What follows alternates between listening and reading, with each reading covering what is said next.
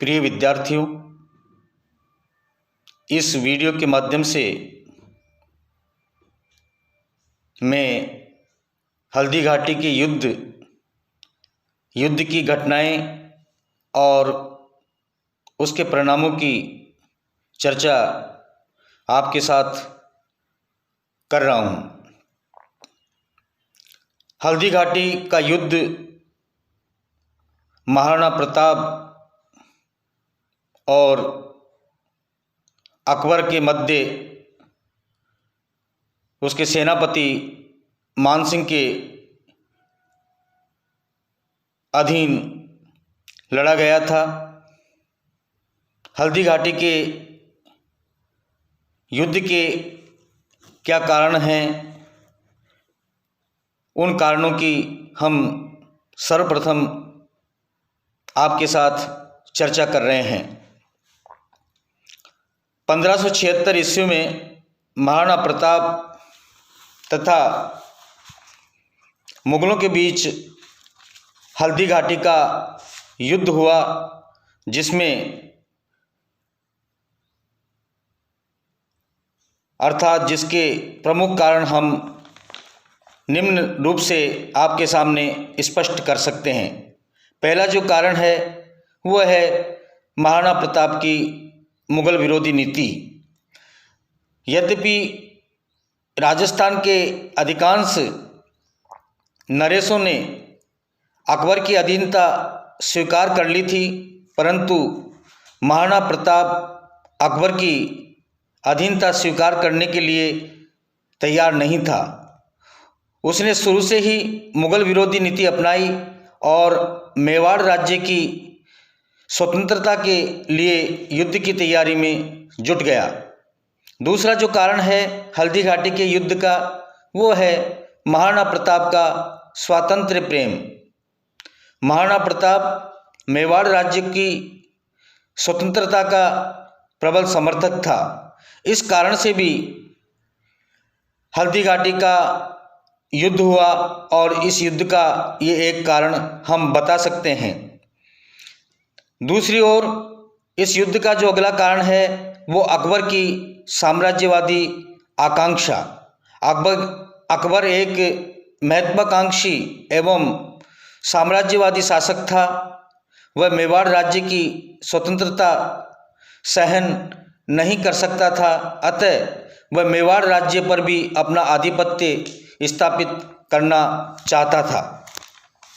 अगला जो कारण है वो है महाराणा प्रताप द्वारा अकबर के विरोधियों के साथ मैत्री संबंध। जैसा कि हमने संघर्ष के कारणों में इस कारण के जिक्र पहले ही पूर्व के वीडियो में कर चुके हैं, अतः यहाँ इस कारण का सिर्फ उल्लेख करना ही अपरिहार्य है। अगला जो कारण माना जाता है हल्दी घाटी के युद्ध का, वो है मेवाड़ का महत्व। मेवाड़ का व्यापारिक दृष्टि से काफ़ी महत्व था, क्योंकि गुजरात जाने वाले सुगम और सीधा मार्ग यहाँ से गुजरता था, जिसे महाराणा प्रताप ने अवरुद्ध कर रखा था। इसी प्रकार से अगला जो इसका कारण हम मान सकते हैं वह है कूटनीतिक प्रयासों की असफलता। किस प्रकार से अलग अलग प्रतिनिधियों के माध्यम से अकबर ने महाराणा प्रताप के पास अपने दूत भेजकर उसको समझाने का प्रयत्न किया, अपने पक्ष में लाने का प्रयत्न किया, अधीनता स्वीकार करने का जो प्रयत्न किया, उसमें जब अकबर के कूटनीतिक प्रयासों को सफलता प्राप्त नहीं हुई, तो इस कारण से भी दोनों के मध्य संघर्ष होना लाजमी था और इस संघर्ष के परिणाम स्वरूप ही हल्दी घाटी का युद्ध हुआ।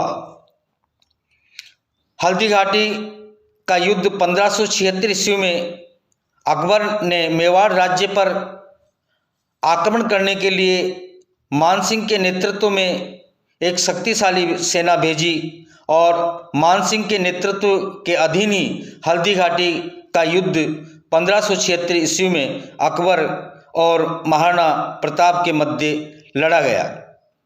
21 जून 1576 ईस्वी में और कुछ विद्वानों के अनुसार 18 जून 1576 को महाराणा प्रताप और मुगलों के बीच युद्ध शुरू हो गया, जिसे हल्दी घाटी का युद्ध कहते हैं। प्रारंभ में महाराणा प्रताप की सेना ने मुगलों पर भीषण प्रहार किए, जिसके फलस्वरूप मुगल सैनिकों को 10-12 मील तक पीछे हटना पड़ा। इस अवसर पर मेहत्तर खां नामक एक मुगल अधिकारी ने ये घोषणा कर दी कि बादशाह सलामत स्वयं आ पहुँचे हैं। इस पर भागते हुए सैनिकों ने राणा की सेना से युद्ध करना शुरू कर दिया। इसी समय महाराणा प्रताप ने मानसिंह के पास पहुंचकर उस पर अपने भाले से प्रहार किया, परंतु मानसिंह ने हौदे में झुककर इस वार को असफल कर दिया। इस संघर्ष के दौरान महाराणा प्रताप के घोड़े चेतक को, जो कि उनके साथ हमेशा एक वीरता के साथ उसने अपना प्रदर्शन किया था, अश्व ने, उसका नाम था चेतक। तो महाराणा प्रताप के घोड़े चेतक की एक टांग टूट गई और मुगल सैनिकों ने राणा को चारों ओर से घेर लिया, परंतु राणा के स्वामी भक्त सेवक राणा को युद्ध स्थल से सुरक्षित बाहर निकाल ले गए।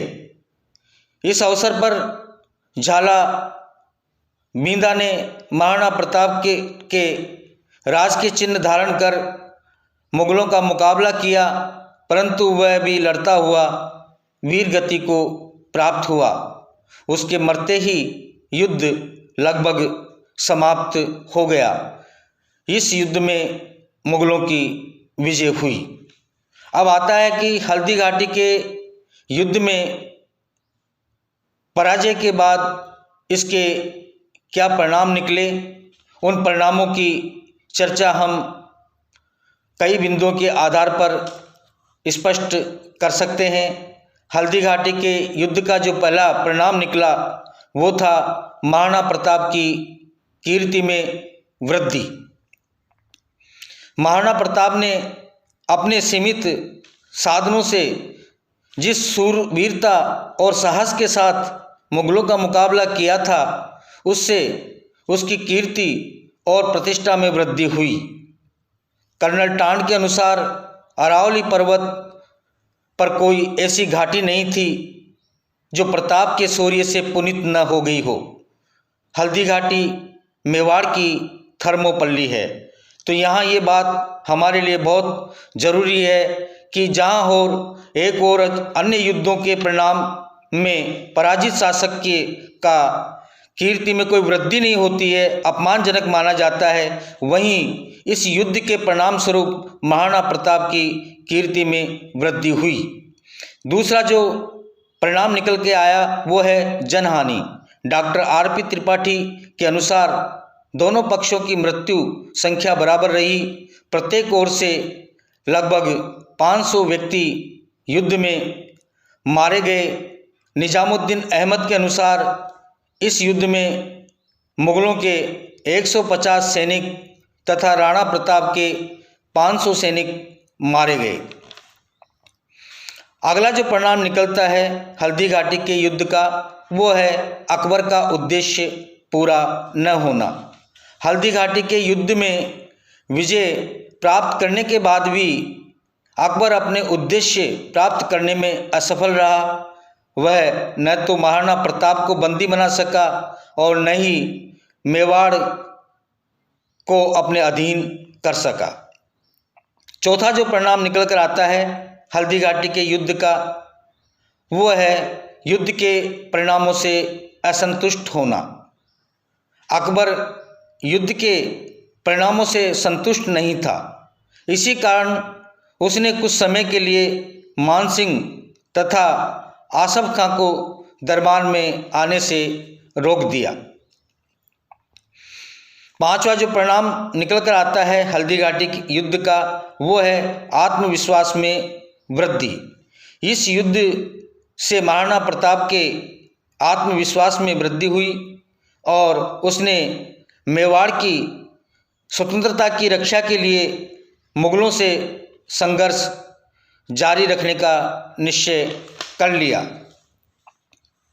अगला जो परिणाम आता है वो है राणा प्रताप की शक्ति का पूर्णतया नष्ट न होना। इस युद्ध के पश्चात अर्थात हल्दी घाटी के युद्ध के बाद भी महाराणा प्रताप की जो शक्ति थी वो पूर्ण रूप से नष्ट नहीं हुई थी। वह भावी युद्ध की तैयारी में जुट गया था।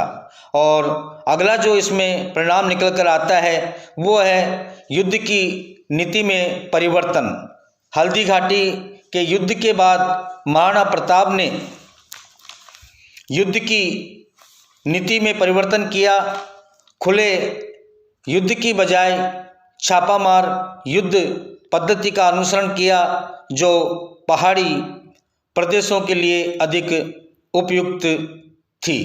तो इस प्रकार से इस वीडियो के माध्यम से हमने आपको हल्दी घाटी के युद्ध, उसके कारण और परिणामों की आपके साथ चर्चा की है। धन्यवाद।